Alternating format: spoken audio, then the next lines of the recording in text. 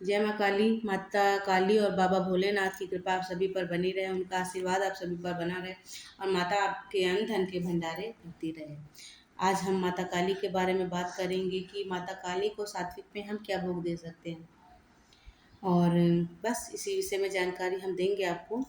और इससे पहले मैं आपसे यही विनती करना चाहूँगी कि आप मेरे चैनल को सब्सक्राइब करें, लाइक करें, शेयर करें, अच्छे अच्छे कमेंट करें और मुझे ये भी बताएं कि आपको आगे वीडियो किस चीज़ पे चाहिए।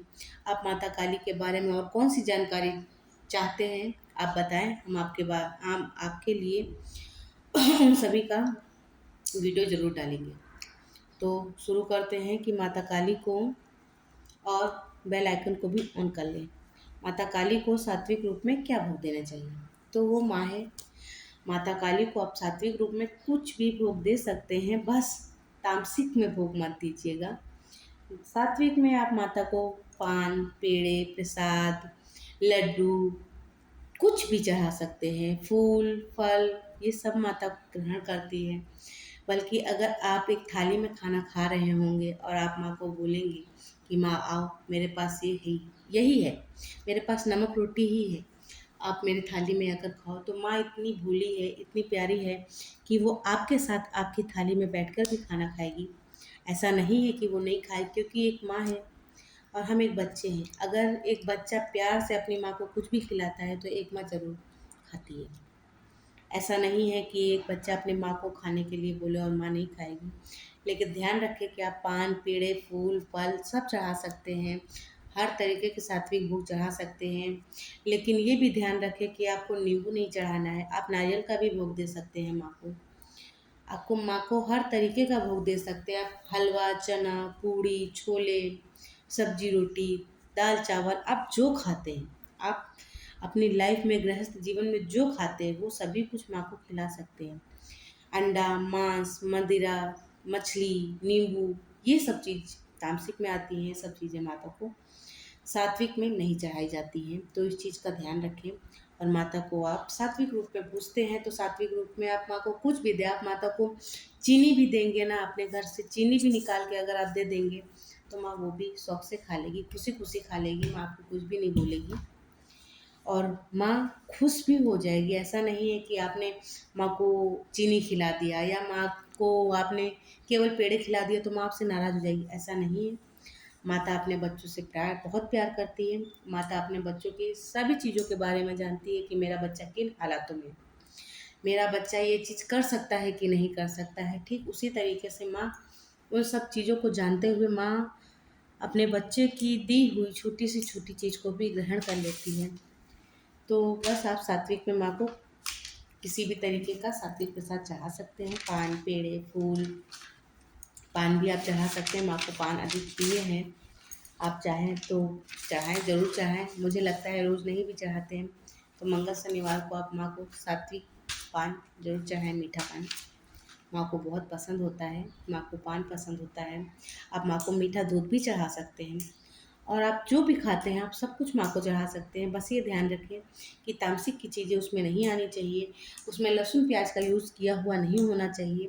आप सभी देवी देवता को भोग लगा सकते हैं, सभी देवी देवता को आप प्यार से कुछ भी खिलाएंगे वो सभी खाते हैं, ऐसा नहीं है। लेकिन आप बस ये ध्यान रखें कि उन चीज़ों में लहसुन प्याज का यूज़ ना हुआ हो और वो एकदम सात्विक भोजन होना चाहिए। आप दाल चावल खिलाओ, रोटी सब्जी खिलाओ, हलवा चना खिलाओ, पूड़ी खिलाओ, एक्स वाई जेड आप कुछ भी खिला सकते हो माँ को। सात्विक में जो भी आता है आप सभी कुछ माँ को खिला सकते हैं। माँ बहुत ही ज़्यादा प्रेम पूर्वक खाती है, बहुत ही प्यार से खाती है। कभी आप खिलाना, कभी आप माँ को देखना, आप माँ को कभी बहुत ध्यान से देखना, आपको उनके चेहरे में ही आपको इतनी अलग अलग सी चीज़ें पता चलेंगी ना कि आप सोचोगे क्या ये सच में था या मेरा भ्रम था। कई बार ऐसा होता है कि हम कुछ देख भी लेते हैं ना तो वो हम एक भ्रम समझ के उसको भूल जाता चाहते हैं कि शायद ही मेरा भ्रम है, शायद ऐसा कुछ भी नहीं है। बट ऐसा होता है, बहुत सारी चीज़ें ऐसी होती हैं जो हम देख के भी इग्नोर कर देते क्योंकि वो हमें लगता है कि हमारा भ्रम है। पर हकीकत में कई बार माँ संकेत भी देती है, बहुत अच्छे अच्छे संकेत देती है। संकेतों के बारे में भी मैं आपसे कभी बाद में बात करूँगी। अगर आप लोग बोलेंगे कि माँ के संकेत किस प्रकार के होते हैं, माँ किस प्रकार से संकेत देती है, तो मैं उस पर भी वीडियो बनाऊँगी।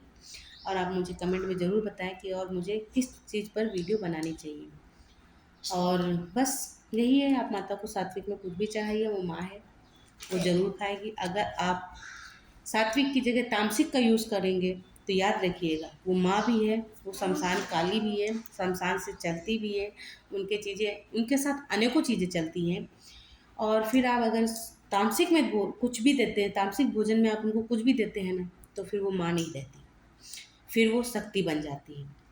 और माँ के पास हजार गलतियों की माफ़ी होती है, लेकिन अगर वो शक्ति रूप में हो गई तो फिर शक्ति रूप में हर गलती की एक सजा होती है, जो आपको भोगनी ही पड़ती है। क्योंकि माँ अपने बच्चों से जितना प्यार करती है, अगर उसको आप शक्ति रूप में आप उनको मांस मंदिरा भी देंगे तो वो स्वीकार कर लेगी। ऐसा नहीं है नहीं करेगी, वो भी करेगी, लेकिन वो फिर शक्ति रूप में बच जाएगी।